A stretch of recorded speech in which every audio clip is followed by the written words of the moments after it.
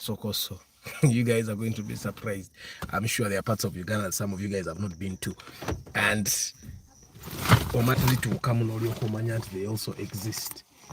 That's those parts of Uganda. The Urbans had come to visit. So I've come to pick them. Daddy. Hey. Hey, bana nyina gwenda yo wano gwenda uddo okulaba kamba meeting emu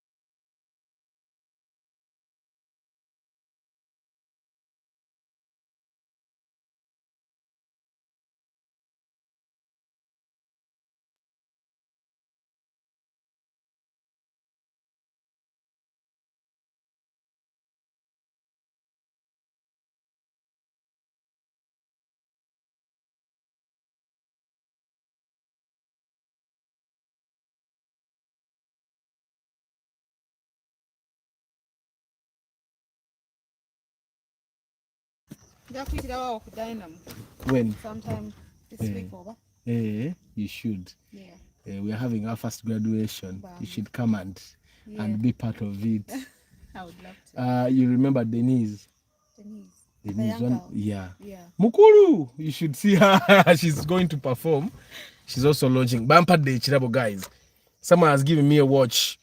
Gianello Diamond. So from now on, we're gonna nyambale sawa ya bay. It's a Christmas gift. So John, I'll see you soon. Yeah, soon. Kuna kuchi? Simani. Eh? Simani, I'll just show up. I'll call you when I'm coming. Kade. Bye.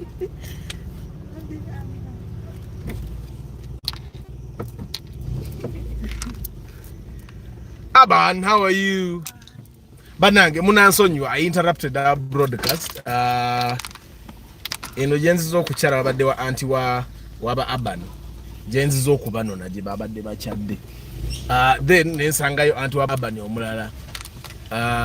Abadde Bulaya yakomye okwekunde teresawe ne yebbeyi. Ubanja ambali na kakati sawa nenge balanfu. Sawa ibalanfu na ye yine cyari koneka roko ka yeno wansi. Ate nno eno saaje mulaba yagiguze Bulaya. Nze sikyasi ate muloza akyali wa luno. Sikyali wa kuno. Esaana ina gana dozigula. Naye kakati abe Bulaya batandise okutuleetera ebintu kakati nno je kuba waleese eki. Abantu be Bulaya tubasuuliramu ebintu bwe biti ebyebbeeyi. But I hope you guys are doing well today on this Monday morning. Nzenkedde kufuna sawa ya bay. Ngina tali ko kujamba irabe gwengendo kola ne inspection wale tegwewunyanga omukono ngukola anti sawa bina. Ne man ngudo ze kasoko kambaze kukuba mulabe gyendi. This is also Uganda, by the way. When I want to nyina wempulidenga karankisi yange bagikona ningamba tebagimalawo. Whoa, Ragnar, how are you? But you guys, good morning. So today we're going to be talking about cars that garner you respect, cars that give you respect. Of course, guy, there are also things that garner you respect, like expensive watches. Kati waliwo abantu abalowooza mbuno mbeera neepanka bannange seepanke saawa eno sikiguze bampadde mpe era buli nannamalanga ojjambala ekiro nga njiza erina kano kapiro ke bagiteekako kati buli nannamalanga ojjambala nga njisa kapiro nga njiza mu kabokisi nga njitereka kati eno essaawa tebajambala nga zino ezammwe eza bulijjo ze mugula ku mutaasa bw'ogijja ku mukono ekiro ng'ogissa mu kapiro kaayo sooka oginsumululire n'oginsumulire njambale nga balaba kati gwengenda okukola ne inspection olwali bw'onondaba nga omukono guli guti saawa bina manya saawa ya bay kakati ate nno ono omwana antandise olugendo lw'okwambala ebintu ebyebbeeyi ate naava ku ssaawa kati I'm always going to be putting on watches all the time. Bannange zino enguudo z'ekasokoso yiyo bagiyita namuyenge club. So if you're going to be living in Kasokoso anytime soon, at least you know now they have places that they kuchakala in. I'm happy to see Joanna. But then oyono mulamu wagwe bagambo we Bulaya yasoma naffe bintu byaffe bya entertainment so dance amuyina mu masters kati agenda ku PhD abaana basoma ebitabo ayina masters in oba dance bichi. Even me I don't know but she's a very good dancer, contemporary, simanya karicho, simanya babita baina amazina nago ngana fe mu katemba wetu ine yafo wetu biyita na yaina ebinya babwento nganange emoroke chikubanchi ulida. So this is Kasokoso for the guys that have taken a long time without being in Kampala, or for the guys that have never been to the area that looks like this. I'm sure every part of Kampala has an area that looks like this, Sicho, but this one in particular is Kasokoso. Umazo kusumulula sawa yange? No.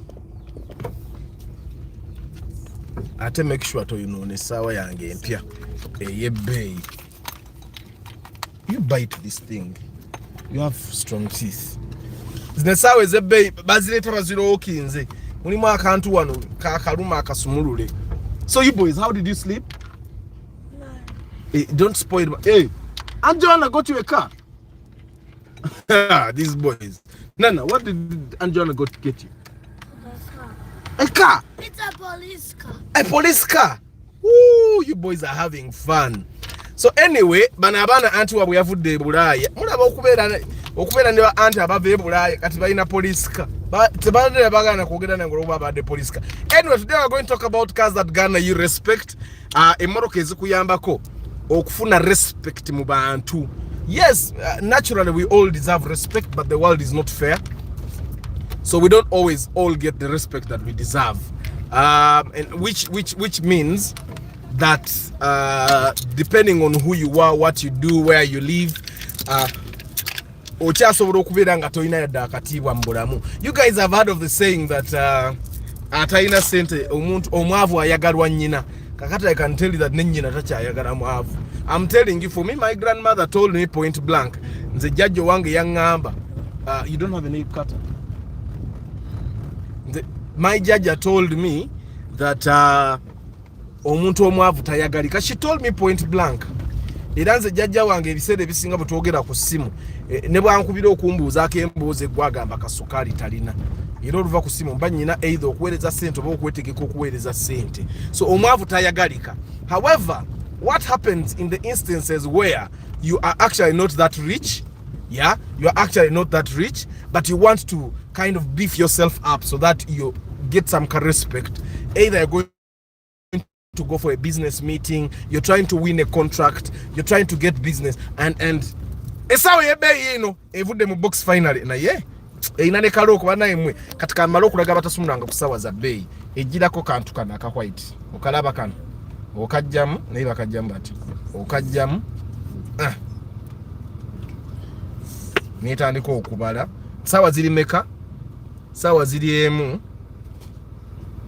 emu neddakiika nga 3 kankola 3 kankola 4 nitandika okubala munansonyiwa bino ebintu byenkola ku broadcast waliwo yaŋŋamba naye Arthur otusa ku broadcast n'otandika okunyumya ebibyo n'okola bambi temuwulira bubi bino byo abantu abamwe tuli lucky. Yaŋŋamba Arthur otusa ku broadcast n'otandika okunyumya ebyo ffe tuzze kuyiga ku bya motoka kaddata katumenya banange life is too short you people. We can not always be just talking about cars a full 1 hour nga tuogera ku muro tulina okunywako ku bintu ebito things that make us human, right? And this is one of the things that make us human. Joanna ampadde saawa kati ngenda nyinza okuddamu okwambala engoye nga sitaddeeko saawa era gwengenda okuba ne inspection olwaleero ojja kuba otudde wano nga nkola bwe towulira bubi towulira bubi omukono njagunyenya paka kuwulira bubi. But anyway, we are talking about cars that will garner you respect. Of course, waliwo emmoroka mbulamunga tezigenda kuyambako okufuna respect. Naye nga okuba nti oyina emmoroka bantu bakulaba ne bagamba guuli oyo ayina emmoroka. Tali bubi nnyo ayina emmoroka naye nga all you have is a kakambazze ku bbala mweyongera okunyumirwa kasokoso. Oyo kasokoso. Let me adjust this thing a little. Abantu abamba ina amalu kati ngomba akuba yaje. So this is the Kasokoso area. Wano waliwo guy wamwita Bukunja Buladde omusawo w'ekinnansi. Kasokoso. This is Kasokoso area. I don't know which zone this is. This is Chireka Kasokoso. Chireka. This is the area of Chireka. I think this is like the stretch that has a nice road.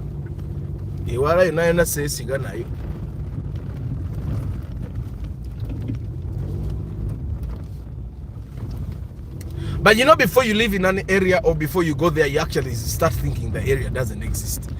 And let me see if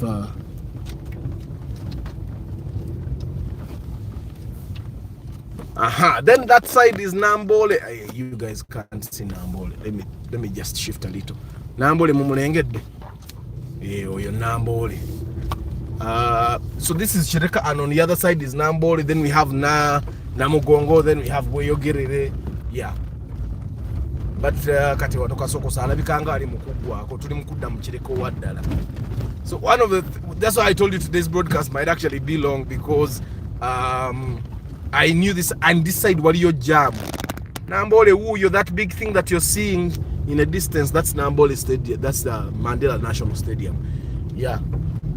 Good morning, Joshua, Paul Ntege, the Great Africa, Karota, Tusime Eddie, Reynald, Jorodan, Nahabwe Solomon, Serwada John Paul, Deep in Coffee, Nalongo's investments, Obadobuze, Maximian now, Obadobuze, Mutumba Pade, Martha Director, Martha Academy, Semoga Jovan, Steve Barros, Charles Walusimbi, Nicholas Kaziwe, Daffy Atsi Photography, Nsamba Michael,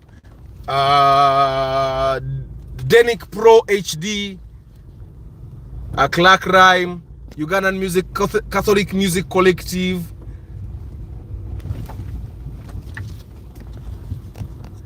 King Daniels, ebinya bya wano byo mubiraba.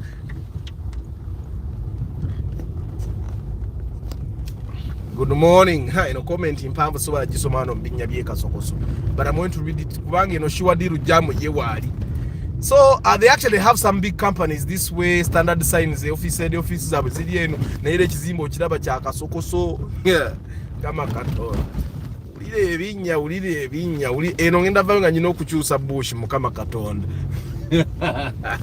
Namwe mulaba lwaki tuzimbe ewala. Abantu ba primo no kube ngombe. Ate wananga abantu abavumba muruka enkadde ezo.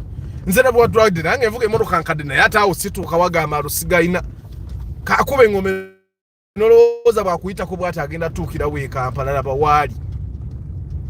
By the way, guys, every time you hit potholes like you're a crazy man, it's your pocket you're affecting. Kati akubye ebinya wuya ali awo. I think one of the reasons lwaki sikyavuga bwentyo edda nabivuga ngebyo. Naye ogenda okulaba alabamu nibwo okuba ebinya otya era obeero kati wuya ali awo yakachama na ngera kuchama. It's mathematics. Nibwo okuba ebinya nga wolaga ogenda kuba slow. Kati ate gyayise wali gyamunze gye nayise nga nzija sinza nakuddayo kangene mpite eno side z'ebugolobi yo wali okay. Neighborhood anti-team Weyogerere but Kasokoso zinia era my first prom F4 Sandra was from that place. Kale uya memory abayaize balina starch ne starch kukupe olako olumo tulimba starch buli kitundu kye tugenda mu yaze memory there.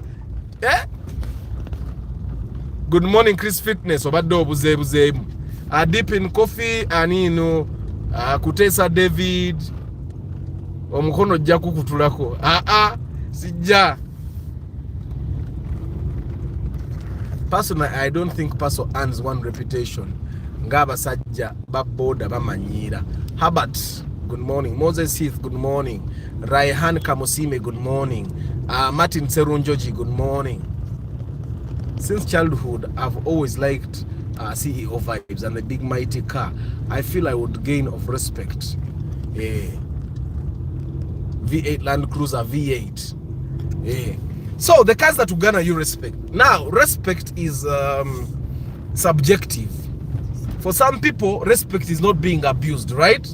Because we need to define what respect is. For some people, respect is not being abused.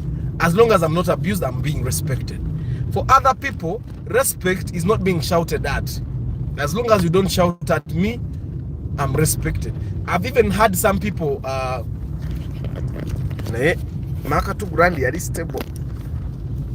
even had people say, especially abakazi bagamba nze okumvuma at least onkuba. You guys have heard of that thing, eh?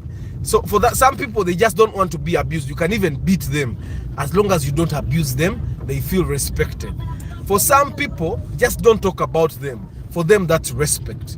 Right? Now, in the business world, especially people where young people like me, because we are still young people, what doing okwagala obutakiriza oli muvubuka egenda gajja musimungi nnyo bannange lwakubeera wendaba wenyina okuyita kandabe kiki kyenyinza okukola wano weyambayamba naye abaana baawumudde.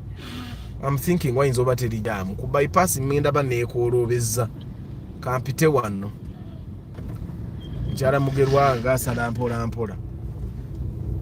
So anyway, respect. What is respect to you? Let's first define respect. I find that in the business world where we are, most of us, because majority of you guys actually have small businesses, right? Naye mukono mulowooza gutereera nange simanyi lwaki gwenyeenya ndabirawo nga gwenyeenya guliko essaawa ey'ebbeeyi naye abaana bakyabba amasaawa ku mikono. So what is respect to you guys? The one thing I realized, omanyinze envuze emmotoka enkadde ezitaliimu esi emirundi mingi olumu noba ng'ogenda for a business meeting, jaamu nakwata ng'ebbugu mulingi omusana gwaka and you sweat a lot. So by the time you get to the meeting, you're sweating, your shirt is wet in all the areas that it should not be wet. So ogenda okuyingira meeting nawe no tuyanye bwe nawe no ina akashayino okitegeera. So I find that the times that I went to meetings and I was like that, having a car that had AC, which would kind of make me a little cool, which would make my skin look better, which would make sure that my shirt doesn't get sweaty, would be a car that would garner me respect. Because for some people, the meetings you go to, people don't even see your car. Which take it. Like the time I went to the meeting for ECOP, I've worked with ECOP before. It's one of the biggest projects we have ever done as Dynamo.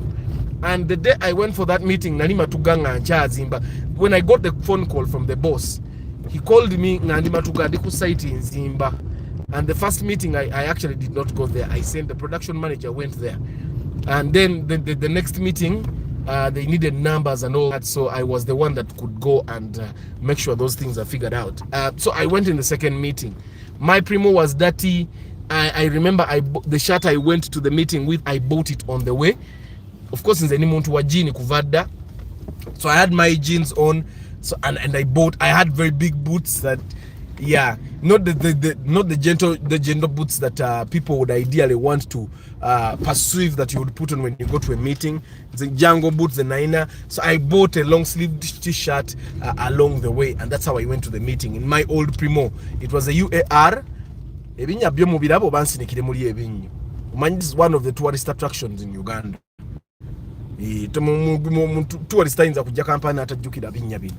So I went to that meeting, and I remember I went to, there's a building called Ghost View Towers along Yusuf Lule Road. You guys, I'm sure, have seen that. That's where the ECOP offices were then. I'm not sure if they're still there, but that's where they were. And I went to that meeting, and I parked my primo downstairs walimo parking yard again. I thought people would see the car. People don't see. There are meetings you go to and people don't even see the car. And all you need is a car that will get you to the destination, safe, not sweaty, smelling fresh. Sometimes all you need is a car. Yeah. Oh, finally. So that sometimes all you need is a car that will get you to your meeting safe and sound, not sweaty. So kati emotoka esobola okuwa ekyo ekintu bannange nyina omuze gwenda abantu gwe bakozesa gwe bakola ennaku zino, which is not a very good habit. Omuze ogw'okutambula nga oli ku ssimu ng'ovuga ng'oli ku ssimu erimu na steering. Some people do that ng'ali mu scrolling through TikTok bw'aseka n'okuseka. It's a very dangerous habit era mukama mmwe yabakuuma. Noyada omuntu omukulu ayalibadde n'obwongo ng'avuga emmotoka naye ng'ali ku ki. So we are talking about a car that will give you respect without people ever seeing the car. For example, kana akamotoka kenvuga mukalaba si SUV, si primo new model, si nuwa jamu atandikidde wano. Mukama Katonda. Si nuwa, no, it's not a Fielder, no, it's not a Mercedes-Benz ML, no, it's not a GLE, no, it's not a Touareg, no, it's not a BMW X5, no, it's a small car. But when I look at the kind of meetings I go to, it gives me respect. Why? I get out of my car smelling fresh. Because I have air conditioning. So there is no time I'm going to go to a meeting, a starting gate of ye. There is no time I'm going to go for a meeting, because this car gives me that. And for me and the meetings I normally go to, that's all I need in my line of work. In my line of work, by the time someone calls me for a meeting, they're interested in what I do. I don't know if you get what I'm saying. That's how lucky I've been. Okay, yes, lucky and prepared. Inze, of all the projects I've gotten, people have never given me projects basing on the car I drive. However, how I appear for the meeting has always been very important. Why? It's important that you don't go to a meeting all sweaty, you don't go to a meeting all dirty with dust and all that. Ochitegera katika nsome ku meeting ku comment. Nabagambe ko ye jama agenda kubayo. Yesa waziri mmeka. Entufu. Umanyi normally I set my clock for the car a little further than forward. Yes, Mbuzemu Fridays, Saturdays and Sunday schedule tekwatagana mostly of those evening broadcasts, but I'm catching up on those broadcasts in Pola. I mean, can a fixed budget of 14 million manage getting a good new model room, Mr. Arthur? Target plan next year 14 ojafuna kastate wait on the number. That's where the trouble normally comes. Get wait on the number ononya condition ojajifuna. Mr. Arthur, I was born and raised in Boyogede in 1996.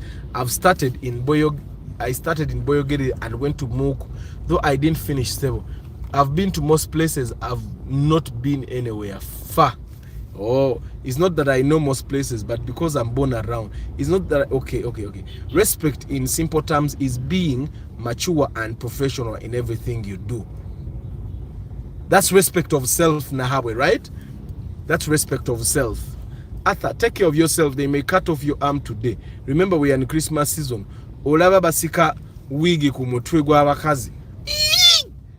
Matho olimba. You're saying bad things about Ugandans. Tebasobora kuba wigi. Good morning, David Sembati. Ataremwa Samuel, good morning. Martin M. Michael, good morning. Arthur, would you recommend a young couple who are still dating to buy two cars at the same time, both having their own car money and are in the process of getting their own cars? They are living together. Now, Ugandan Catholic Music Collective, it's subjective. That's subjective. It depends on how you people work. Nzene mama abani tetunalaba nsonga lwaki tugule mmoroka ebbiri. Okitegera teteriiwo. We move together. We literally do buli kye tukola tukikolera wamu almost. Twawula mirimu. Okitegera twawula mirimu, but kwegamba obulamu bwaffe, it has been together from the time we were dating. We are entangled. We are in an entanglement. Kati emmoroka ebbiri zaawula, by the way, if you didn't know. Two cars separate. I'm telling you. Bwe mubanga you guys can use one car and omu na dropping omulala ne yeyongerayo era nokukomawo n'amunona. I find that that's the best thing you guys can do. Okujjako nga mukolera wala nnyo from each other.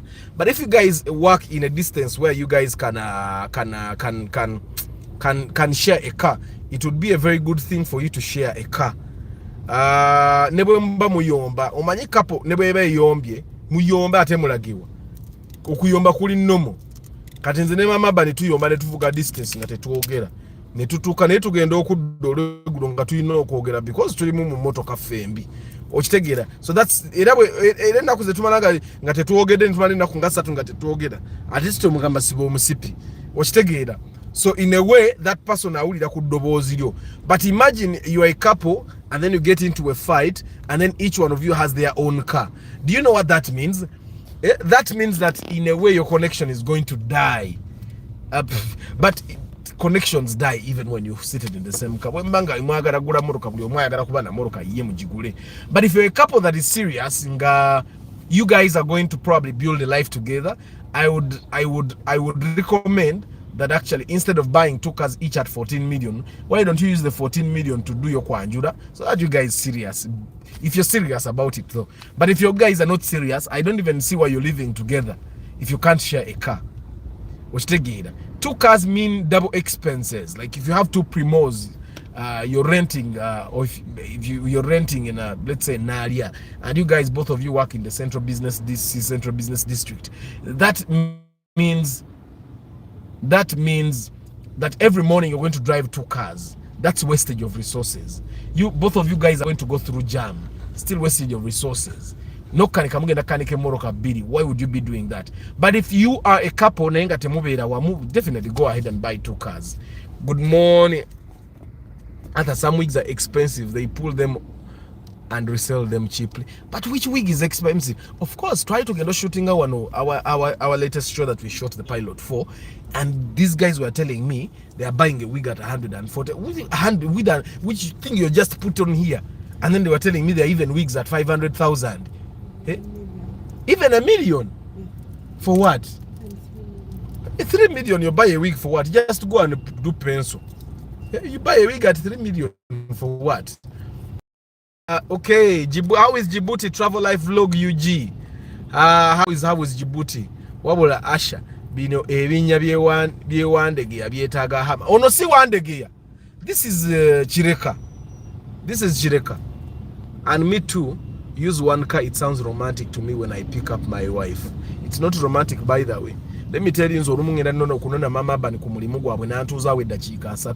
It's not romantic at all. Agenda okujjanga nyomba nga nyoka nga my mind has smoke. Good morning, Arthur. According to me, respect depends on the smartness physically and mentally. Yes, but it also depends on David. It also depends on the kind of job you're doing. I'll give you an example. The guys that are in real estate, especially the guys that sell expensive plots of land. Like Isaac, yes, Isaac ajide mukasera akatufu. Isaac is a surveyor and Isaac drives a BMW. Gwe imagine someone agenda kurageta kanoja na kutuza mu BMW. Oyinza no munyoma. Okitegeera nagivuga ne mwambuke yo mbitakatake je babira na maproti gabwe. Okitegeera nakulamulira. Now then imagine someone ngagenda kuguza ettaka nakuvugira mu 10 enkadde. Okitegeera you'll definitely have something to ojja kubanga ka respect at least business wise akoyo muntu kakendeeramu. Okitegeera. So David, yes, respect. You can appear as smart as possible. Chiringanze nagamba sinza kwambara suit ne ninya boda. Sinza kwambara suit ne ninya boda. No. Like you find someone that is very well dressed in a party dress, na ninya boda. Okitegeera. At least party dress gendo ojambalire ku mukolo gyolaga. Okitegeera. Nebi nebinya byekasokoso. Olaba amakubo tugakwesanga bwe tulaba because of the pothole kasodi agenda kunninda. Kubanga mbadde ensala kinnya.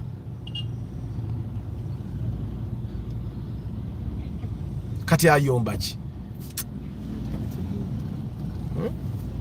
Ayomba talaba nti waliyo ebinnya.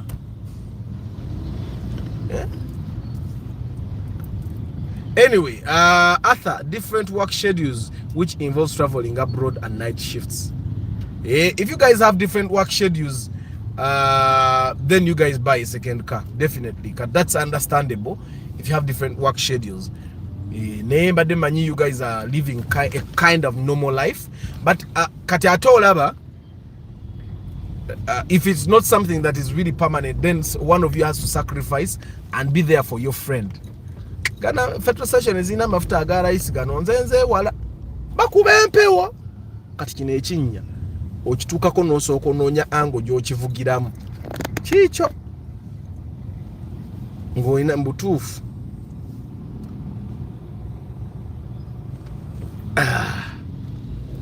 ekinnya bw'okiyitamu successfully you celebrate. Actually bino ebinnya bye bireese jjaamu wano tewandibaddewo jjaamu naye bino ebinnya bye bireese jjaamu. So anyway, we're talking about cars that garner you respect. I'm going to talk about the types of cars that you could buy that will garner you respect shortly, but it's important that we understand the concept of respect first. Now, David has said respect comes from how you appear physically. I find that it's not about how you appear physically most of the times. Respect also comes from the kind of work you do, how long you've been doing that work, and how people perceive you professionally. I can tell you, musoke mundeke banangenze embala kinyaka ninde moroka ya UPDF eyitewo mpite side yeri kube itaba boda mbamanyi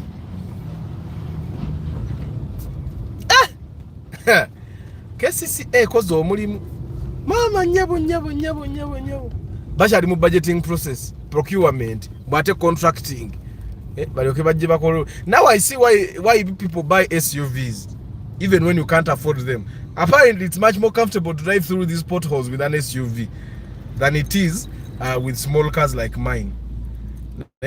Small cars all the way sinatuka kudala ya SUV.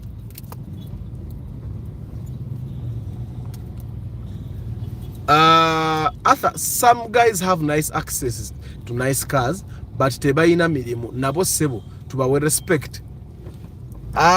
It depends on your perception, but I can tell you that perception in Uganda, we have Omani culture is very important. It's important that you don't ignore culture. The culture in Uganda has been there for ages.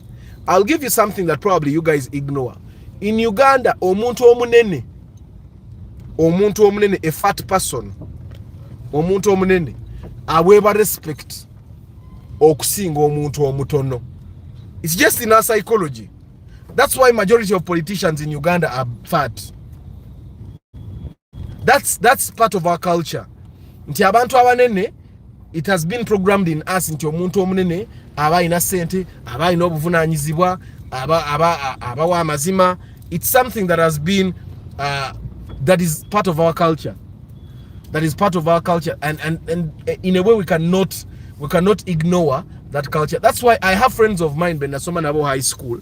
Nina guy yagenda namira n'empeka asobole okugejja. I can tell you with the fact yamira empeka agejje era n'agejja.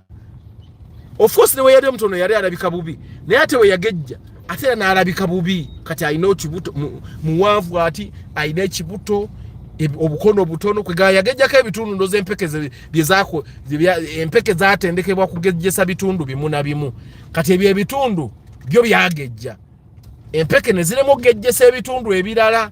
Kati ayina ekibuto kinene, ayina akabina kanene, obugulu butono ne obukono butono. Kati ebyo ebitundu ebyagejja empeke zigejjesa ebyo.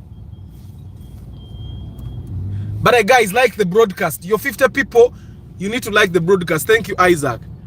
Then Chris Fitness agamba Arthur, some women just want competition and extreme attention. She thinks having her own car is one way of raising her value slightly higher than that of her man. Such a woman is not right for you. Omukazi buli wabe, by the way, if you have a woman nga competing nawe mwesonyiwe, because you guys complement each other.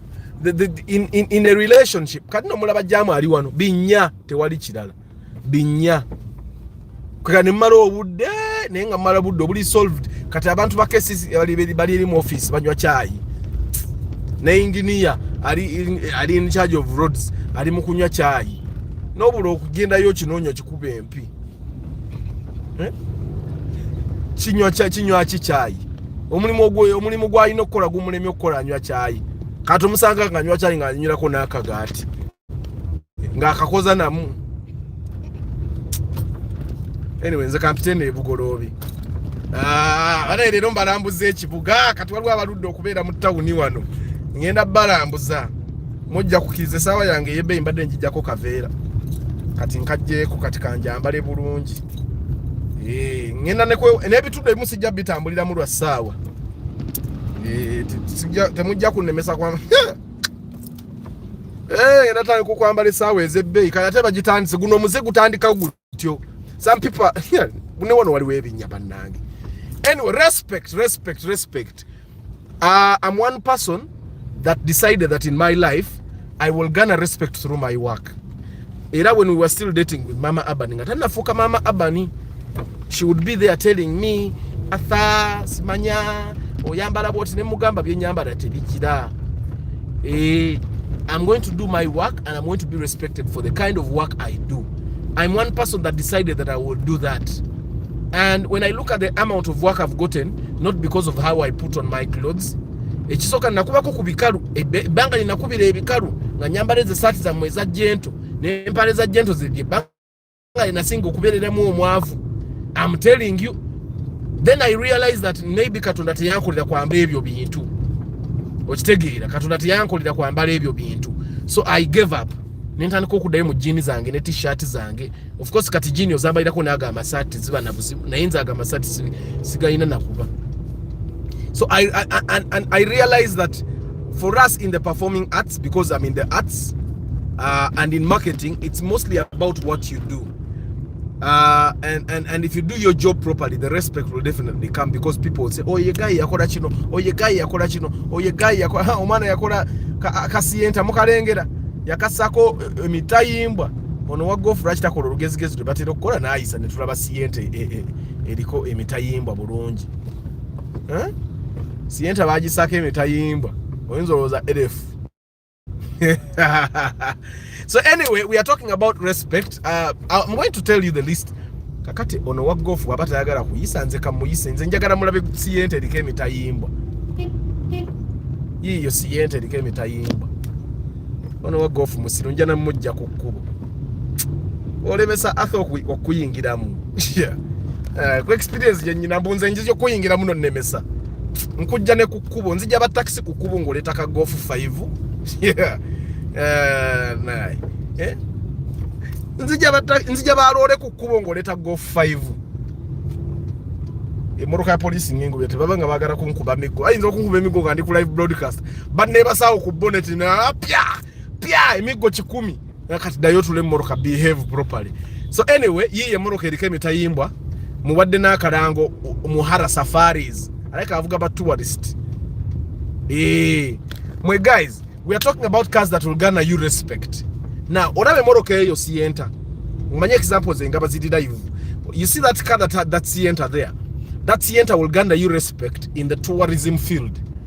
Because it takes a lot of determination, it takes a lot of creativity for you to actually create this, to create that, to make that sienta look that way, the way it's looking.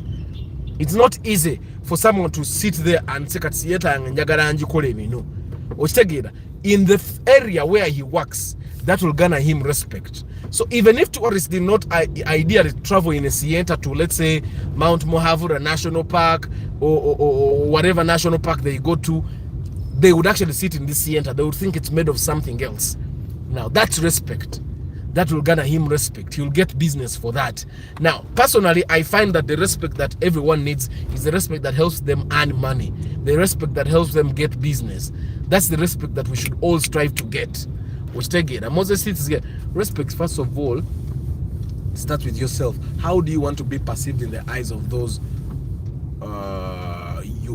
you're into? You're going to deal with. Yes. Moses says, respect starts with you. How do you want to be perceived? Apparently, I've wanted to be perceived certain ways, but it doesn't always work out for me. Because you wanting to be perceived a certain way means that you'll have to act a certain way that might not be natural to you. I find that be as natural as possible, okay? But be respectful to yourself. Because respect doesn't have an angle. In a certain way you get respect, or if you walk in a certain way you get respect and all that. Respect comes in all angles and forms. So the first step is, first of all, to be as natural as possible. And then so first of all, be as natural as possible. And if you are, when you're natural, then be respectful to other people and to yourself. Don't do things that disrespect others and yourself. Good morning, Brian Bwire. Chimba Samson naye Arthur. Tulekemu iddaga lyagejjesa ebitundu bimu na bimu. Samson mwe muwakana nno bagayi. Nze oyo gayi mumanyi nasoma naye high school.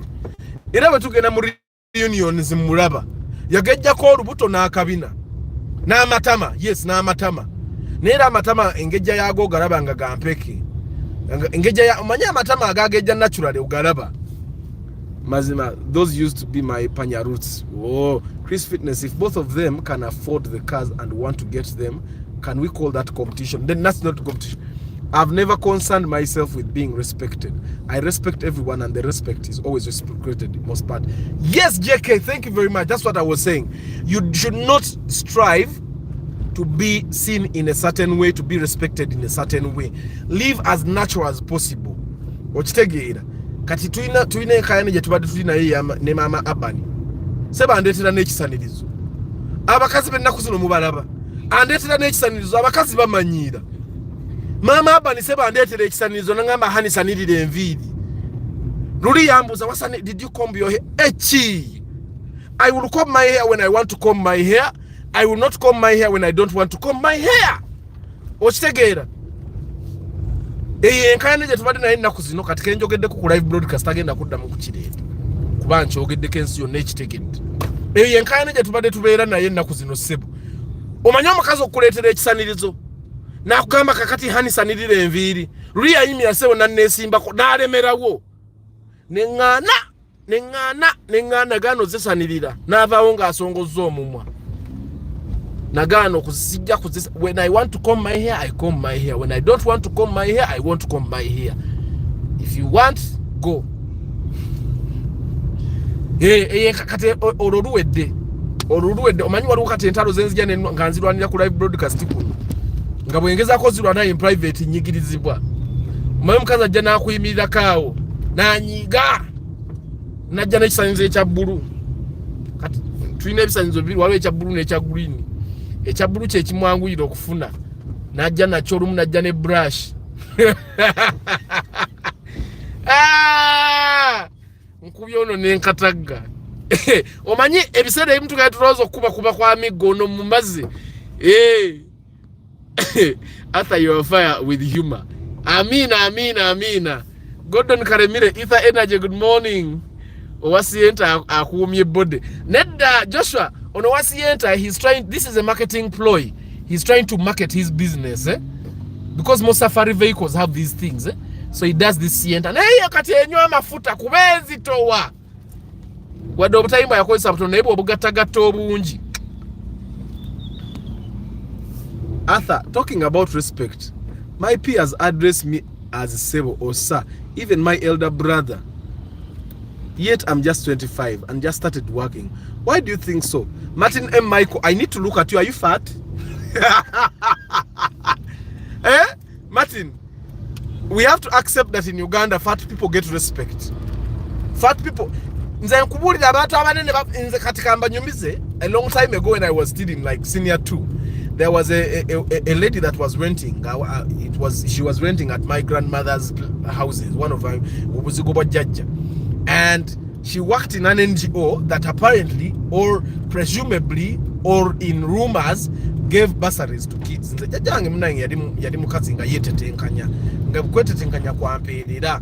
So this lady promises my jaja a bursary for me. Oh, she was big. Ate si buno obunene bwa bulijjo nga munene ng'obugulu buba butono bubanga obumwaniridde obuwanirizi ng'eno munene ajja n'agejja wano makatikati n'ajja n'akatone kaba katono kati. So it was that kind of lady. And bwe yatusuubiza n'engenda ne neebaza n'entandika okubeera all sweet on her. Omanyi omuntu yakusuubiza basari n'ampita ne ku ofiisi yawe balina ka ofiisi awe nateete. N'engenda ka ofiisi awe nateete. Ate muloka it did not materialize. But because yali munene nga tulabira ddala tayinza kutulimba. Okitegeera. As a matter of fact, landlords e Kampala bawa mangu abantu abanene ennyumba okusinga abatono. Okitegeera. It's just something that is in our mind. Kati Martin bw'oba oli munene kyandibanga, that's why they call you sir. That's why they call you sir. Other than that, oyinza boy namu kutoke omanyi waliwo abantu abatandika okukola some fields, in some fields people get money much more faster than others, and in some fields people get positions that give them much more respect, like engineer. Like if you're an engineer, you get respect faster than a drama artist like me. Yeah? Architects get much more respect faster than us. For us in the arts, you have to work hard. Kati nzenga Arthur, ebya director nzembye yogezaako olina kusooka kola project ez'amaanyi nga nya ne balyoka atandika okulaba nga director w'amaanyi. Okitegeera, kati we work harder than engineers, we work harder than lawyers, we work harder than most of those guys in other fields to garner the respect. As a matter of fact, even if you went to Makerere University, the cut-off points for drama are higher than so many courses at MOOC. So you actually have to work harder to be enrolled for a drama course at Makerere. So the same thing applies to the field. Kakati Martin, they call you sir probably. Always way sir probably you respect them and they feel to disrespect someone that respects them. That's what GJK has been saying. He doesn't struggle to get respect from other people. He just respects other people and they respect him back. Okitegeera ne Arthur ndoza tufaanaganye emputtu. Uganda Catholic Music Collective, she may afford having her own car, but in bigger context, is it the right decision for her to buy a car when the man owns one?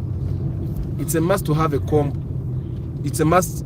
You have to comb your hair. God don't know now. It's not a must to comb your hair. It's not a must to comb your hair. If you wake up in the morning and you don't want to comb your hair, don't. It's your hair. My hair doesn't affect how I think. My hair doesn't affect how I present my live broadcast. My hair doesn't affect the films I direct. No. So I won't comb it when I don't want to comb it. There's a time that we used to argue with Mama Abba nga soza motoka. Nenga tono na yambalanga ne sapatu kubanze nalinga nevuga kubadda. Ngamuga ne nevuga. Oba ndi mu sapatu, oba ndi mu chi, nze nevuga. Edda nga nkyali ku campus. Katulindeko ekiro oba okalabako. Joshua. Ekyo nakimala. Oba nsanidde enviiri oba tuyombye oba tetuyombye. Awo namalawo. Awo namalawo at least tebanteekeko gwa buliisa maanyi. Awo namalawo.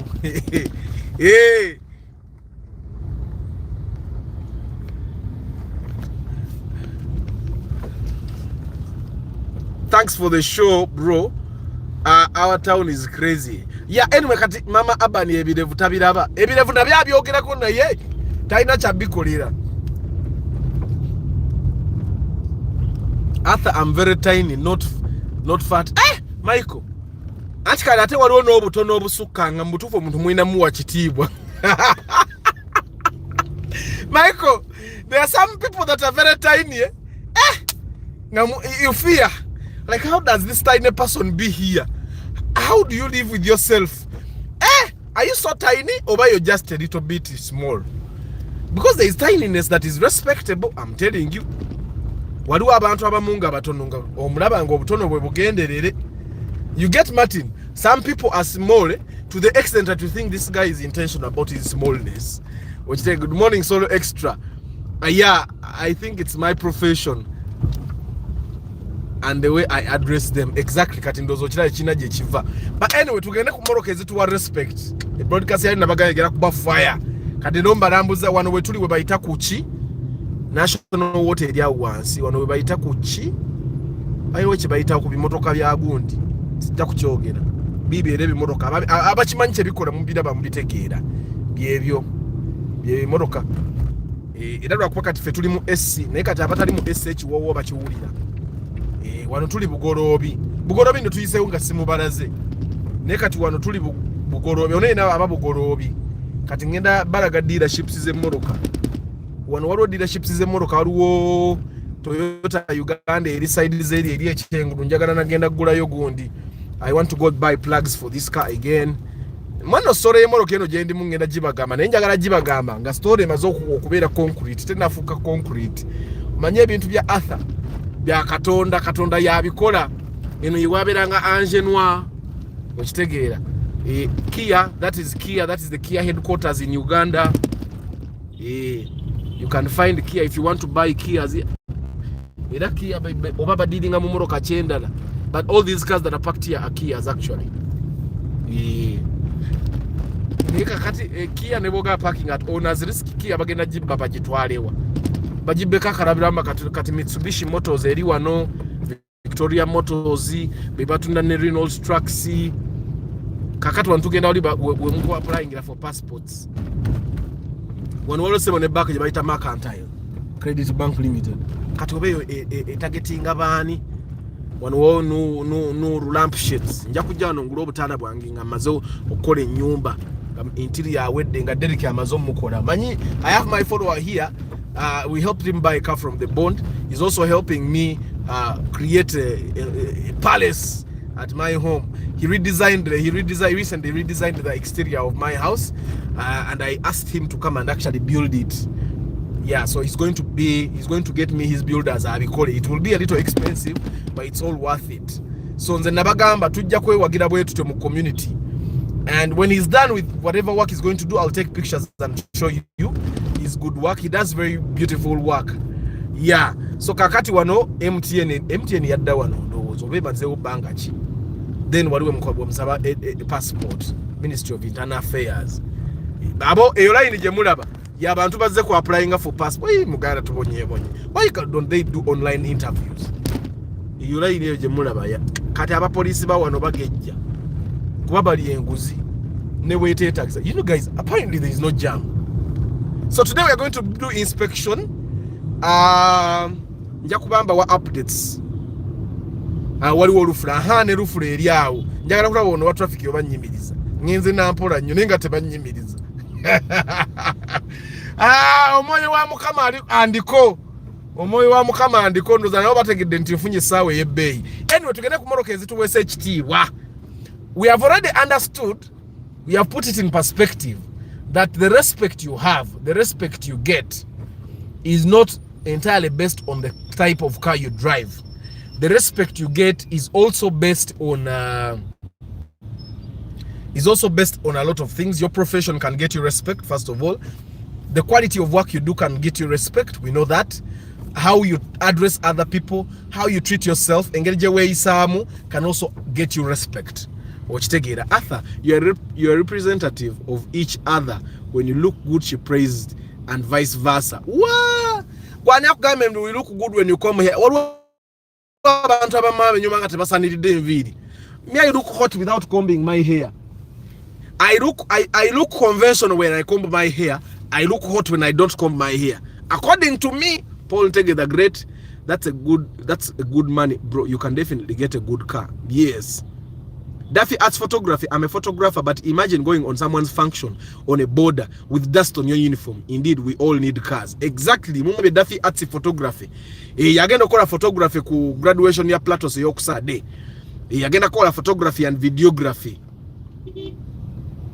Bashir Mkaras, good morning. Brian Emma, good morning.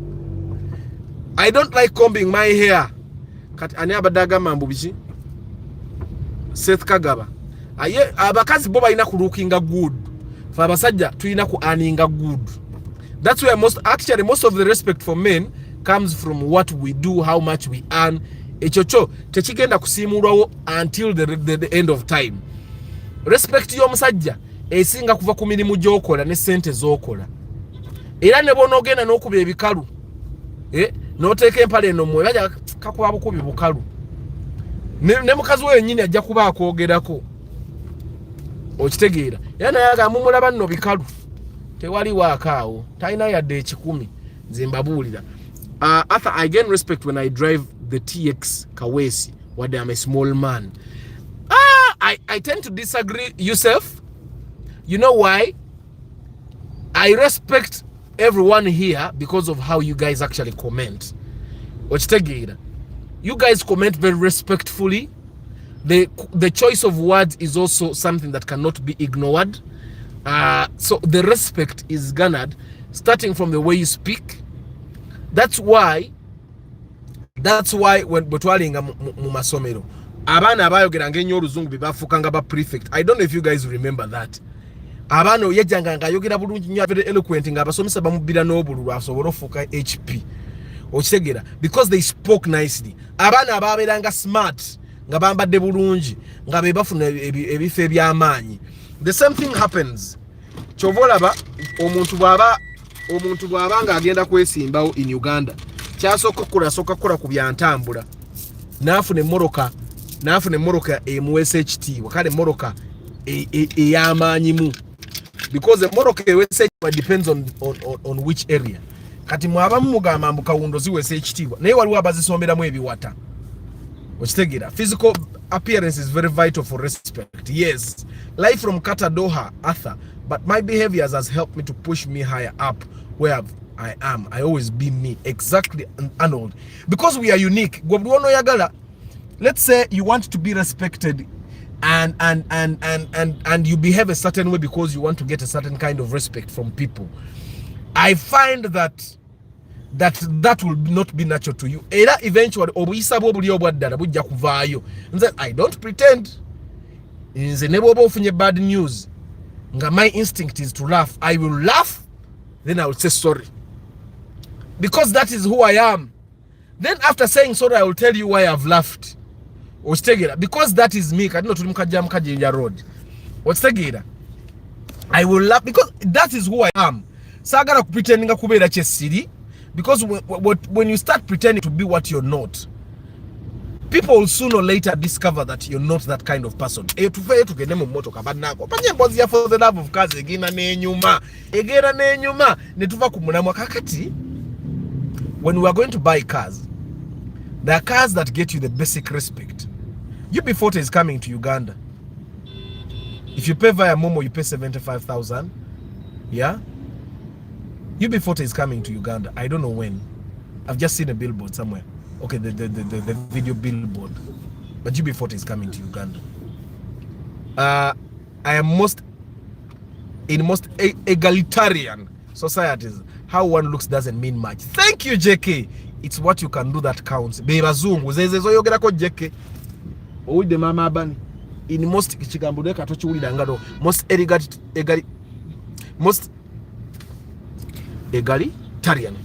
egalitarian societies, how you look doesn't really matter. Let me tell you, kamba we example. Me, I went to Norway ensije nasoko kugenda to perform.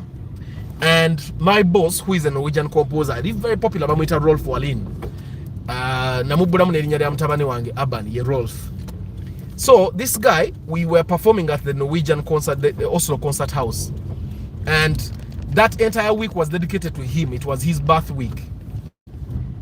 Guy yajja nga yevugira kagaali nga avuga gaali, you would not even know that he's the big man. Naye nga wajja billboard ze ebifaananyi ebijjudde ebweru wa concert house, Oslo concert house, abantu babaddeko mu Oslo. You would definitely know Oslo. The Oslo concert house is that big thing in the center of Oslo. And ebifaananyi ebijjudde all around Oslo concert house. Munda mwonna nga mujjudde mu bifaananyi bye, yajja avuga gaali nga atuuya gye n'otuuyana. Naye nga alina emmoloka agireseeyo ewaka. I think that's the egalitarian societies that JK is talking about. I think I've been influenced by those societies because abazungu nkoze nabo since I was like 16. Nembalaba nga abantu abasinga okwekolako, abasinga okuba obukalukalu, be bantu abasinga okubeera eno wansi, underlings. Abantu abali free, people that have the most respect, and those people that are respected because of what they do, nga ate tebatira kukwefaako nnyo kasita ayambala n'abeera smart, n'abeera clean, ne bwaba enviri azinza n'ozikwatiramu awo, okitegeera. So I think I've been so much with those guys that I don't really think that majority of the times oba nkubye ekikalu oba sikubye ekikalu it really matters. I've worked with some of some celebrities and ng'oli asobola n'okujjanga n'engatto ze ziddugala, okitegeera. But people will not look at their shoes. I think in Uganda people overstress the non-important. When we tuli parliament, bali mu kuzimba, I think other buildings, I don't know what they are going to be doing. Of course, because we have a lot of members of parliament. That is Serena, for the guys that don't know. So this is also Uganda, by the way. I think today we have seen the contrast of different parts of Kampala. Good morning, Dr. Daniel Ranga. In Denmark, members of parliament go to work in shorts in summer unless there is a session. I dress in jeans and t-shirts Monday to Friday, yet I chair meetings with global executives from all the oil giants, you know. Muri de banange. Mujja kuyiga mpola mpola. Some okay, kale bintu ebimungenda bisoma busominga ntuse waliwo emparkinga. But anyway, cars that will garner you respect. Embozi for the love of kaza inengeri jewoma. Netudakeri. But anyway, cars that will garner you respect. The first thing you need to always understand about respect and cars is drive a car that you're comfortable driving. Don't ever drive a car that you're not comfortable driving, because the first respect will come from you yourself. If you buy a car and you're comfortable driving that car, you'll feel good in your skin. And when you feel good in your skin, this is probably something that Dr. Ranga will tell us when he comes on the podcast. But drive a car that you want to drive. Tutu no Dr. Ranga arese onono gutogera ko musawo. We mulago. Owulira. I also don't like combing my hair. The good thing, my wife also likes my hair not combed. Problem is the profession, but I plan to have dreadlocks at some point still. Ono doctor. Echono nchogera ntunde mama bani. Owulide ono musawo. Dr. Ranga nange na ina dreads. I used to have dreads. The only thing that the reason why I cut off my dreads, one is they were too long and they had started being uncomfortable. I like to wash my head every day, but I had reached a point where I could not wash my head even. Like if I were too busy, I would even take a month in the season because now every time you wash your hair, you need to have a dryer, and then it was itchy, and then I needed to have oils and all that, and I'm not that kind of person. I just decided I'm done with this hair. That's when I cut off. I cut off my dreads in 2018 on January 17th. So I just walked into a salon and cut off. I had thought about it for like a year. Nobody knew that I was thinking about cutting off my dreads. Actually, a week before I went to cut off my dreads, I took my family. If you say they were a family of three, Mama Aban inangene Aban, I took them to studio never to kube bifananyi. Mama Aban ngatamanya nti bifananyi bisemba yonga njina dreads. And then the next week I went and cut off my dreads. I had really decided on a City Square, and guys, this is City Square, and then the CPS Central Police Station is up here. Police. So CPS is up there. So I went and cut off my dreads. I came back home. I hadn't even recognized. And it was the people that were looking at me that, hey, so, but Dr. Ranga, I wish you all the luck in the world. Do whatever you want. Life is too short. So we are talking about cars that give you respect. One thing that we should always know, before you think of buying a car and you think that maybe that car will give you respect, always buy a car that you like. Once you get a car that you like, respect will come naturally from within you. Go when you know Jakutan Kokwe Chitiwa, because of Jakuba ovuge moroka jowulira nze what they said on, I'm not picky about cars, but I don't drive a car I don't want to drive. I don't drive a car that I don't want to drive. I come, even if it's a Paso, I have to first want to drive that car, because I know if I want to drive that car, it will feel good on me. I don't know if I make sense. And if it feels good on me, I'll walk out of that car, I'll feel proud of myself, and I'll behave like I have respect for myself. And then other people respect you naturally when you respect yourself. When you feel good about yourself, other people respect you easily. I don't know if I make sense when I say that. The epitome of the egalitarian society is Scandinavia. UK temunatuka say. UK yote natuka. UK bachalinga Uganda. Bota kuba chikalu teba kuwa mulimu okitegeera. Nze sijja bikuba. Esera byenakubira ebikalu byenasinga okubeereramu omwavu. You guys will be surprised. Tukyayogera ku moroka ezikuweesa ekitiibwa. Tukomeyo ku ruuti yaffe kati wano mujjukirawo. Kaka akantu ka Jennifer ke mwonoonyi banne Uganda mwonoona. Jennifer yaleka akoze ebintu bye nga abikoze bulungi. So anyway, cars that garner you respect, the first thing is buy a car you want, whether it's a Paso or this duet that is. Remember, people that drive duets have hearts. Oyo kato mutima gwa karuba na mukatoni mukaza inza mumenya mutima. Akakamoro kakamenya omutima gwe mirundi n'emirundi. Na asala wonti kajja okuvuga obo duet bisirani byerere. But anyway, after buying a car that you love, the other thing that I think will make you will garner you respect is don't buy a car to get respect. I don't know if this makes sense. Yeah, we are talking about cars that will garner you respect, and then I'm saying don't buy a car to get respect. And it's totally true. Don't buy a car to get respect. Don't buy a car to get respect. Don't buy a car for it to be a tool for respect. Okay? Buy a car that you want to drive, but then don't buy it to use it as a tool for respect. Because if you get a car to use it as a tool of respect, then you'll start flaunting it around. It's how people buy watches. Of course, I'm talking about a watch because mulamu wange ava kumpa sawa ya bei. Mchara wange wokubiri. Omanyi mulamu wo aba mchara wo. Kati omanyi nyina abakyala babiri. Oli omulala yafumbirwa. Nyina abakyala babiri. Era mama abani namugamba weyejiramu bwati mbwanoba. Aleka ampadde recommendation.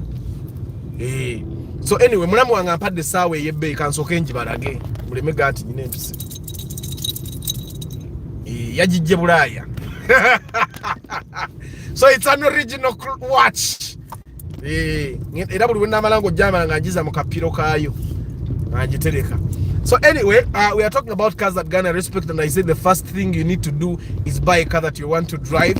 Then the second is don't buy a car to use it as a tool for respect, because you may not get the respect you want to get.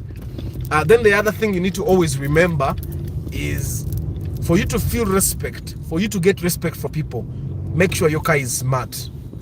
It doesn't matter how old your car is. It doesn't matter how new your car is. It doesn't matter how raised your car is.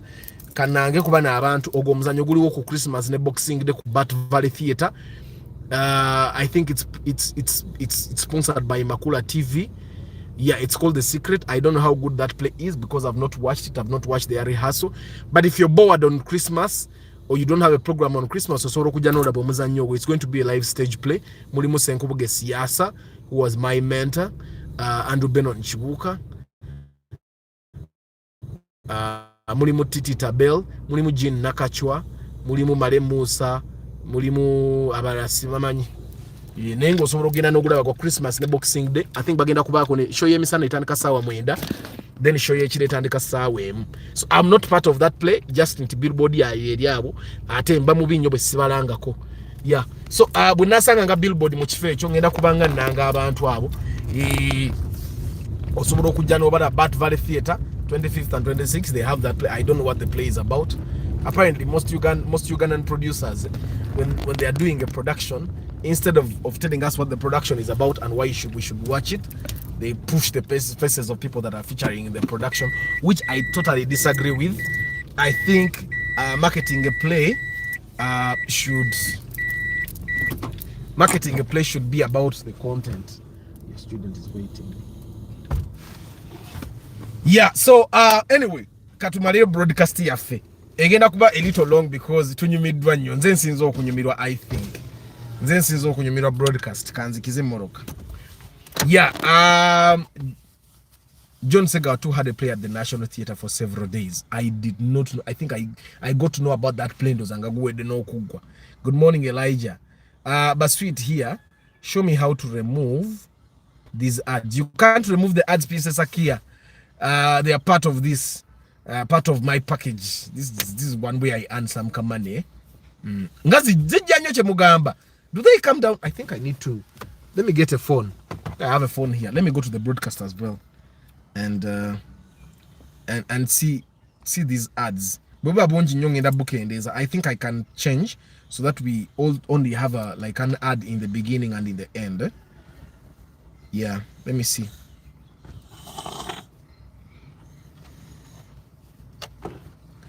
I'm going to work on that. So cars that garner us respect. Gilbert, my namesake. People without cars have the most opinions about cars in Uganda. Kanzire Ndabegondia Gilbert. Princess Akia. Okay. For a relationship, since they believe whatever you do, they can do as well. So why settle with an average guy in terms of looks? Men are not peacocks. Looks and hygiene should be basic to them. You are not going to be respected because you have lots of makeup and polished nails. Thank you very much, Chris Fitness. I kindly disagree with JK. Most societies are egalitarian these days, and women tend to consider looks more.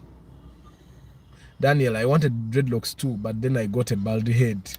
Chiwalata chiwamba. By the way, that's one of the things that Gilbert is saying. Arthur Amazima, you can love a Vitz, but even people Fortling will not respect you. Gilbert, let me tell you one thing. Me, I have respect. People respect me. It doesn't matter what car I come out of. People respect me. I think respect comes mostly with how you carry yourself. Engirije we samumba. Nebo nobo vuga V8 na inga we isanga meisa yachi mama. People will not respect you.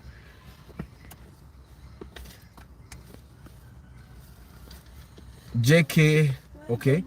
Council Patrick, good morning. JK ngatala babulango. I think Princess Aki obulango buli musimu yo. I don't know which phone. Techno, Infinix ziba no bulango bungi. I'm not saying she has a Techno. Hey, Yusuf Sulaiman, you use YouTube Premium. How much do you pay for Premium? I've not paid for YouTube Premium. Thank you, Gordon. It's a faulty phone. Because I think it's only an ad at the beginning. As you start the broadcast, they show you an ad. Otherwise, not about demogaga. Anyway, guys, cars that will garner you respect in Bagambi Soka. Buy a car that you want. Buy a car that you feel comfortable in. 2, don't buy a car and make it a tool. 3, make sure your car is smart. Banangenze icho nachiga batabani bangisomero gye basomera. Nze mvuga ye moroke nkadde. Nze mvuga ye moroke ntono. Abantu abazadde abaleta abana kusomero lya batabani bangi. Bavuga moroka za amanyi. So that thing, because narisagara batabani bangi baswale obamba swazi. One thing I did is I made sure I wash my car every night. Nze buli mvuge moroka n'intuke wange ekiro, I wash the car. So that's normally what I do. Why? I want nti moroka nge ne bweba nkadde batabani ngwe bavaamu musomesa wabwe wabanona na abatwala. Bage moroka nkadde ne mame nyirira, at least then that car respect will stay. I'm not a campaigner of egalitarianism, but in this case, I'm team Mama Aban because she cares about your image. My my image, katino kankubuli the banga dina sani damu envidi enyo. The banga dina singo butaba na respect because sai na sente. Fenga abasajja, one thing that will get you a lot of respect is having money. Ichotochera bidanga safe. Wachitegira, ichotochera bidanga. Right now, I actually have a lot of respect from people. First of all, because of the way I carry myself. Second, because of the things I do. The things I do. The projects I do. The amount of people that work under me.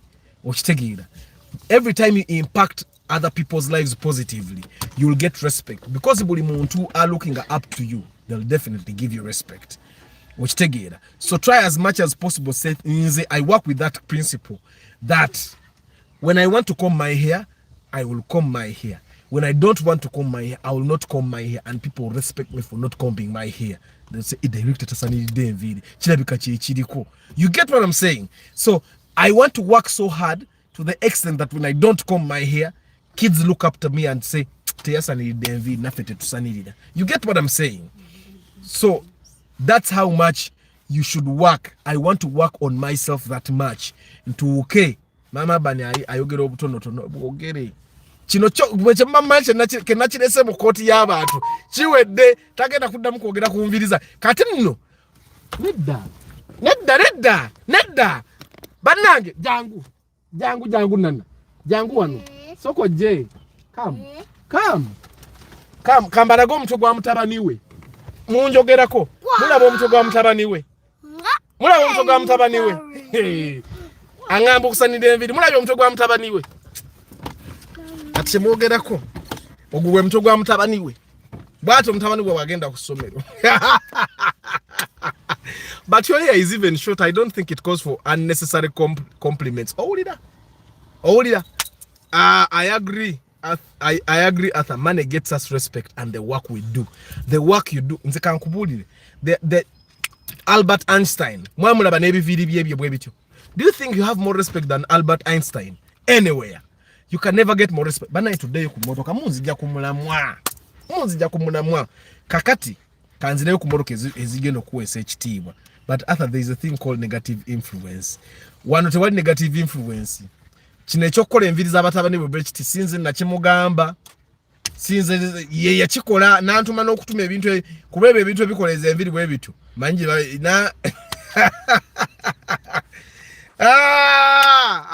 Amina Yusuf. So anyway, today ku motoka ezituwese ekitiibwa. Ekisooka gule motoka gy'oyagala. Togikozesa nga tuli ya kufuna respect, otherwise ojja genda ogikola nga nze bwenkola essaawa nga buli omu oyagala alabe emmoroka yo. Ekyokusatu, because nze ate bwe mbeera n'ebintu ebyebbeeyi mbikweka n'obbikweka saagala bantu okuggyako eno essaawa yo mujja jjira bwe bamufa mufe. Mbikweka n'obbikweka okitegeera. Thank you Daniel. The ad comes at the beginning. I don't cut my hair often and it disturbs many people. But as long as you have money, the rest is nothing. Yes, Charles. Omuntu alina sente. Kati ne bino mama bane abyogera kuba sina gaggawala. Na gaggawala n'abacha ajja kuba ntya n'okunti andabire agamba ha. Ng'afuka mwami. Nga lonfunya akasente nga kaweze. Onoba okyagera ne kunviri zange. But anyway, mwe bagayi. Emmoroka egenda okuweesa respect. Kati twogere ku bika by'emmotoka. Ebika by'emmotoka ekyoka ly'emmoroka ezisasamaza ababoda. Essaawa mwe mugyogerako ne munzijukiza nti nyina essaawa ey'ebbeeyi ku mukono. Ate this is a designer watch by the way. Eyina ne kalogo wano. That's how designer things are done. Bagera sako bulogologo wano. So anyway, waliwo emmoroka ezisasamaza ababoda. This is one thing I want you guys to try and understand. Volkswagen, whichever Volkswagen it is, zisasamaza ababoda. I'm telling you. Zisasamaza abavubuka. Volkswagen at whatever. Zisasamaza ababoda. So as you think of going to buy yourself a Golf 5, Golf 6, think about it. Iturage. Ezemoroka. Actually, ezemoroka ezikyasinza okwogebwako. Okitegeera. Ezikyasinza okwogebwako abantu around Kampala. And one of the things they talk about those cars is the fact that they disturb. Kati omuntu bw'agibeeza ku kkubo n'agibeezaako omwezi bamutya n'omutya. Nobeeza Golf 5 ku kkubo omwaka. And I think that's one thing that the Volkswagen owners have. They have that sense of ownership, that sense of importance. Nti nsobodde okubeeza emmoroka eno ku kkubo omwaka mumanyiira. Okitegeera. So that's how it is.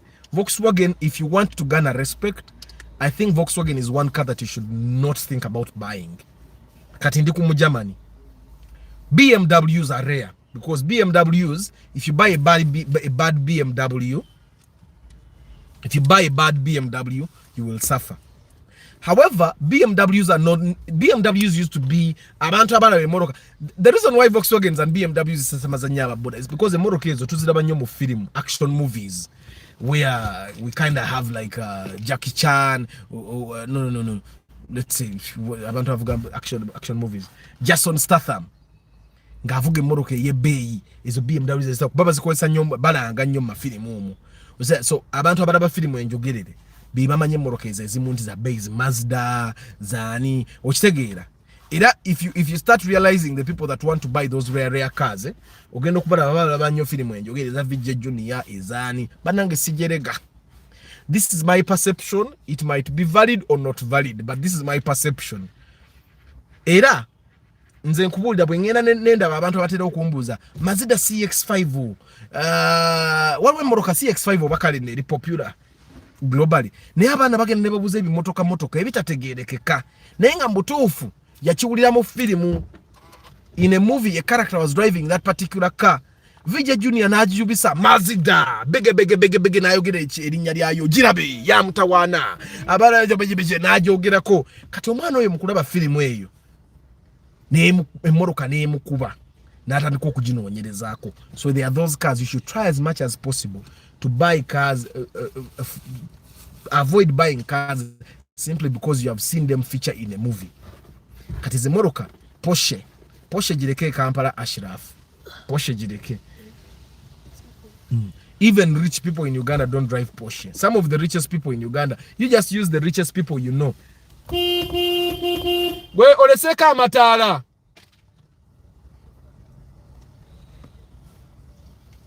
Yesimye okuba nti siri muntu mubi.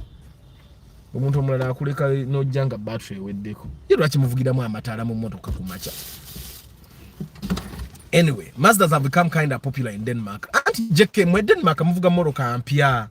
Kampala wana abantu bavuga moroka nga zina kilomita emitwalo 9 empya, kilomita emitwalo 18. Okitegeera. So it's important. So anyway, we wale nnyo okuvuga moroka eziri popular mu film, eziri popular mu music video. Okitegeera. Any car that has been featured in a music video is a rare car. The musician wanted to show people that he has access to a rare car. Okitegeera. So it's important that you try as much as possible to avoid those cars. Secondly, some cars that are popular in movies are being advertised. Like Vin Diesel would be shooting a Fast and Furious movie, and he gets a deal with Mazda for him to feature one of their expensive supercars. And that's what happens. So because it's a supercar, they want to advertise it for people that will buy it brand new, and that's what happens. So it's very okay for you to not buy a car that is current, that has featured in a very popular music video, that is being driven by a popular musician, because simply because it may not give you peace. N'abayimbi abo bemulaba nabe moroka tebazivuga buli lunaku. Okitegeera. If you went, you realize that Bebe Kula atambulira nnyo mu Alphard. Naye nga alina Range Rover bafudde gyeri eka. Alina V8 naye nga atambulira mu Alphard. Okitegeera. So don't buy moroka esasamaza ababoda. Volkswagen zisasamaza nnyo ababoda. Bwe tudda ku moroka esasamaza ababoda, BMW yeddako. So if you're looking for a German car that you want to buy and drive, ngejja kuwa respect naye tejja sasamaza ababoda, it's a Mercedes Benz.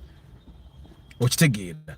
It's a Mercedes Benz. Mercedes Benz is sasamazamu ko katono naye ate it will give you respect. It's very expensive to maintain naye ate yemu ku moroka ezitajja kulemerera. Mercedes Benz we yagala vuga mu Germany ajja kuwa both respect asasamazena muko. It's a Mercedes Benz.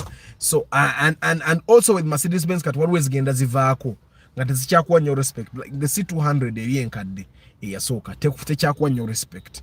Yes, obuvuga Mercedes Benz, the people that know, hey, I've got Benz, but you will not get as much respect as you want. So it's important that you understand. So kat Benz, obuvuga Benz, what was the E-class, there's S-classes, so you want your respect, so you can start with those ones. So Mercedes Benz will garner you respect, but I find that bobo chari mfubukanga waited and kanya mu Benz value.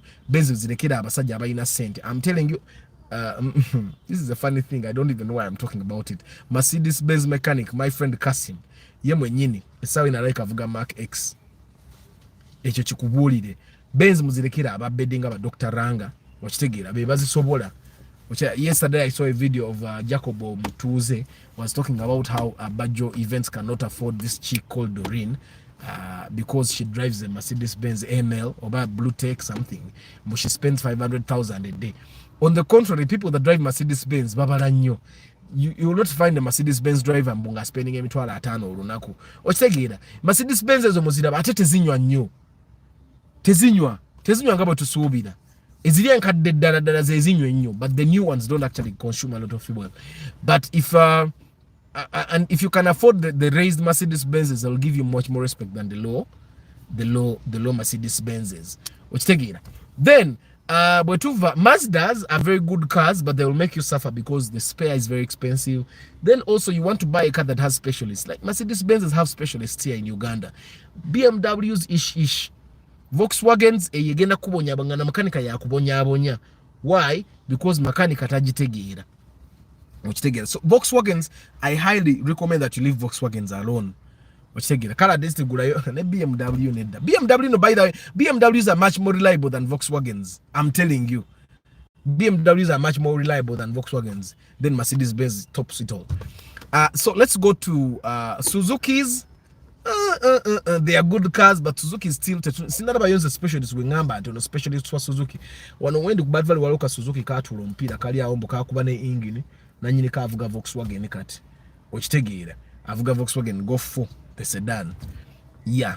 Arthur, the way Ugandans talk about how they spend money makes me feel like I'm not working. Balimba saith, majority of them balimba. Katimbo omuwala gwe bagamba spending emitwala 5 olunaku, ayinza bakola ku radio nga bamwe milioni emu oba 2. Kati emitwala 5 ga spending agajje okujjako nga mubbi. Unfortunately, the people we intend to please don't even know about cars. Gwenga obona I just drive the car I really love. I just don't buy Pajero IO yali enzise. Chairman zakuna omanyi ngena nenjogera ku morokiza abantu ne balowooza nimba. Ne balowooza nimba. Pajero IO ejja kulyamu omuntu. Don't buy Pajero IO.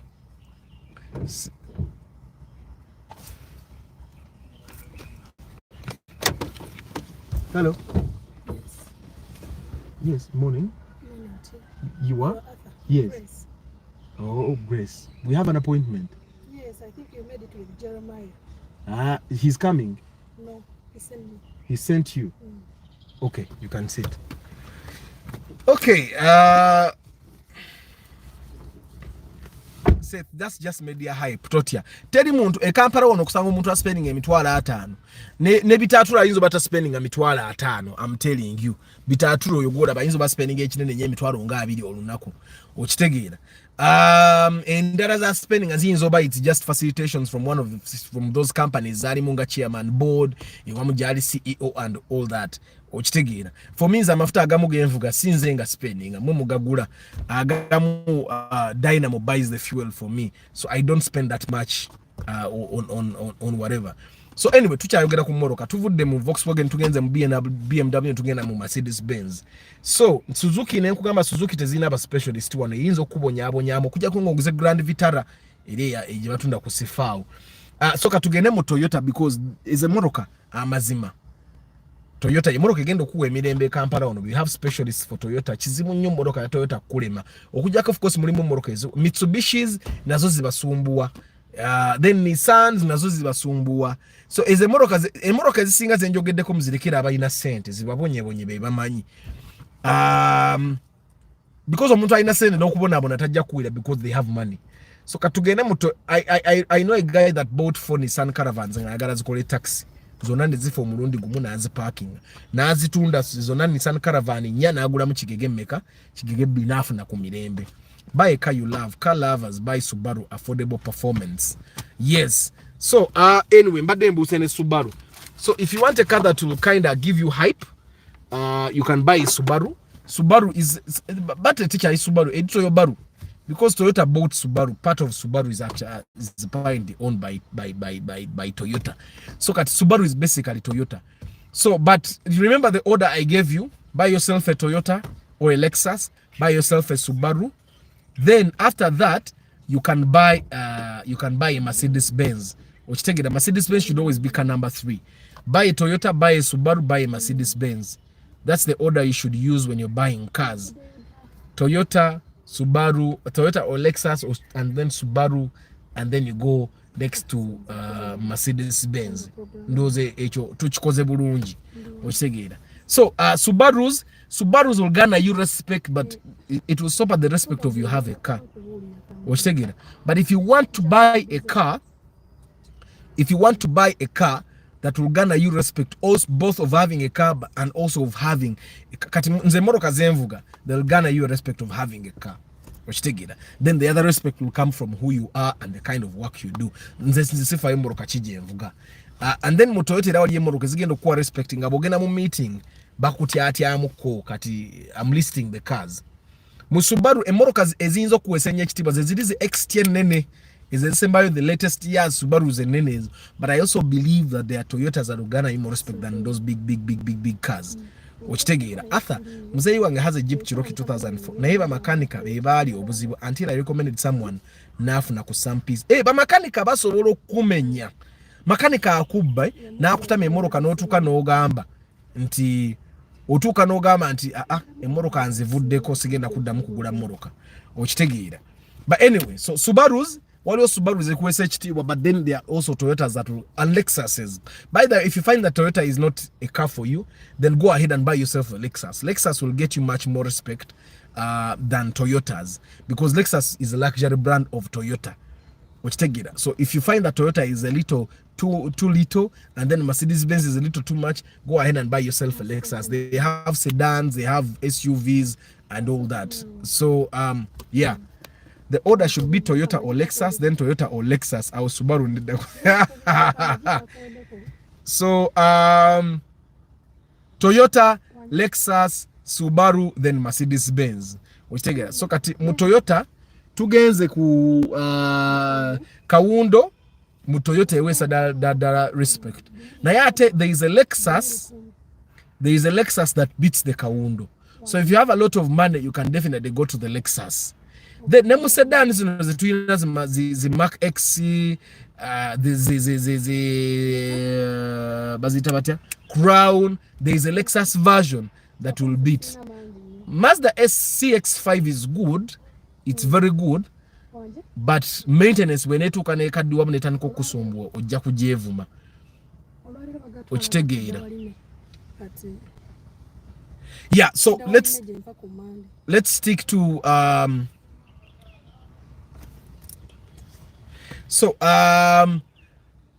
Mazda. Njagala nnyo bw'oba olina sente nyingi, you can buy a Mazda, but let Mazda be car number 4 after Mercedes-Benz, then you buy a Mazda. Let me tell you, Lemon Solomon, you know musajja yagula Mazda Atenza wano, I think that's around 2017 wano ku Bat Valley wano, nali sinafuna una office. Mazda Atenza yamumalako emirembe ate nga yagyegulira kuva mu bond. Mazda Atenza yamumalako emirembe n'atuuka n'ogitunda n'emutama n'agiparkinga n'agivaako. Good morning Papa Arthur and all car lovers. I'm late but still here. Amina Tony. Juko Akram Junju, the Crown is in a league of its own. Anti kati Junju bw'oba olaba nti the Crown is good, then there's a Lexus that beats the Crown. With every Toyota that is luxurious, gojola banti Toyota yakabi, there is always a Lexus that beats. There's always a Lexus that beats the Crown. There's always a Lexus that beats that beats any Toyota that you'll find that it's luxurious. So anyway, mu Toyota eyo zi Mark 2 Grand ejja kuwesa ekitiibwa gwatalina nnyo sente naye nga toyagala ogule moroka ekuwesa ekitiibwa. There is a Mark X, it will give you respect. Okay, there is a Crown. Okay, there is a Kawundo. Waliwo ne Harrier zino enkadde kati eno Harrier gye babadde baleseemu amataala. It's an old Harrier. Let me show you. Naye era sebo naye kuwesa respect. Ate teyogeza baboda nnyo naye kuwesa respect, first of all because people know enywa. Yenywa ojja gigule kunywemu okitegeera naye nga ijja kuwesa ekitiibwa nti wo parking ate bakunyooma nnyo. By the way, awo wenyini waliwo ka golf mukalaba ka bito katudde. Ini ka kasobola by the way yalina sente zikasobola just alina golf endala gyavuga golf 4 okitegeera. Crown Athlete, Crown Royal Saloon or the other called Majesta or something like that. Jacket okyuka noyagala ogula Crown omukazi ejja mutawaanya amafuta. So anyway, so I think it goes back to it goes back to you buying a car that you will feel good in, a car that you'll feel respected in, ngojivuga and all that. Okitegeera ekyo tukimaze gwe kyobumanya nti emmoroka yonna kaseeba ng'erabika bulungi ng'ogirabirira nga tefa mu kkubo tekusikaako. You guys nabanyumiza omuntu gwe manyi yagula Subaru empya okuva mu bondi naye ng'emusikako n'emmoroka okusikako kikumala kikuweebuula. At least gula akamoroka ko ng'osobola okukasaamu amafuta agakamala ovugene SC. So even the act of driving yokange ebeera mu SC sawa bina kikuweesa respect. Ng'emmoroka endabirwa muziba waggulu sawa bina. That's also something that will give you respect. It will give you respect. Okusinga okuvuga emmoroka ng'ate eve endabirwa muziba wansi because ogamba ate amafuta togasobola. People will know that wagula emmoroka gy'otannatuuka kugula. Kansoma amanya bannange mbasiibule. Tomorrow is Market Tuesday.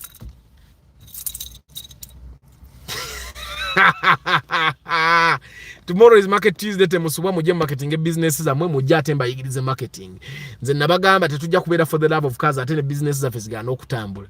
Ne oba tolina capital business erina okudduka. Joshua as always, Paul Ntege the Great Africa, Karota Sime, Eddie Reynald Jordan, Nahawe Solomon, Serada John Paul, Deep in Coffee, Nalongoze Investments, Maximian Mutumba Pade, Martha Director, Martha Academy, Namamo Kono, Semoju Jovan, Steve Barros, Charles Warusimbi, Niko Kaziwe, Daffy Atsi Photography, Nsamba Michael Al-Assad, Denik Pro HD, Clark Reim, the Ugandan Catholic Music Collective, King Daniels, Bukenya Abbey, Sereko Starch, Lubura Chris Fitness, Deep in Coffee, Denik Pro HD, Kutesa David, Nalongo's Investments, Moses Heath, Kamosime Ryan, Martin Serun Joji, Derek Lule, Lucky Mose, Muroza Sibamaze yo, David Sembatia, Tarema Samuel, Martin M. Michael, Ali Twaha, Travel Life Vlog, McDon Spears, Mansour Hanifa, Inizei Alex, Kuteisa David, JK, Isaac Luyirika, Deep Mansour Hanifa, Mbamaze Mwe, Moses Heath, Chimba Samson, Ether Energy, Karemire Gordon, Paul, Martin M. Michael, Yusuf Suleiman Al-Ghazei, Karemire Gordon, Nsamba Arnold, Solo Extra, Brian Emma, Saith Kagaba, Lucky Mose, Daniel Ranga Doktari, Balvids,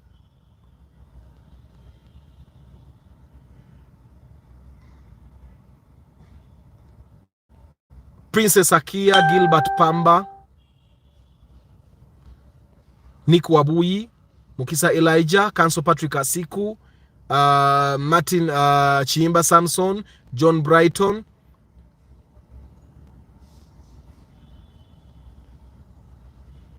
Ashraf Sebaduka, Chairman Zach, Mark W, Lemon Solomon, Lugumia Tony, Jumo Akjoko Akram Junju.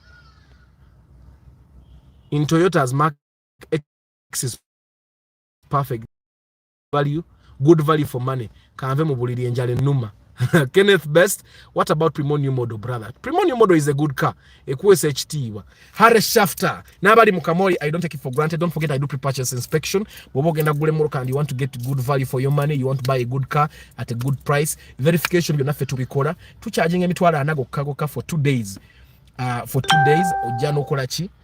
For 2 days, we search for a car until we get a perfect car. Mitwala nagoka, I sell tracking devices.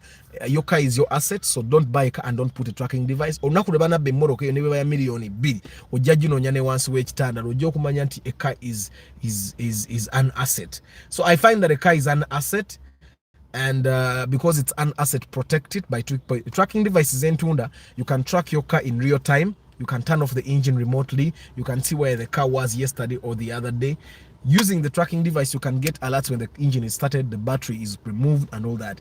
And what's more, battery, you have a week of backup battery in the tracker, so you will find your car whether you like it or not. So normally, you have about 3 hours within which to see that your car has been stolen, and within that period, without a tracker, you have no hope. Saying I sell car alarms, trackers are mitwaro 3 na 4 then car alarm ya mitwaro 2 A car alarm protects your car from thieves, ababbo butala, ababbo side mirror, ababbo radio, ababbo chichichi. So those are the things that I do. Pablo Henry. Namu abadi mukamori, don't take it for granted. I'll see you tomorrow morning, Market Tuesday. You can come and market your business. You can come and learn about marketing. I wish you a very lovely day, guys. Thank you for being here. I hope it has been a very good day, entertaining and educative. Ciao.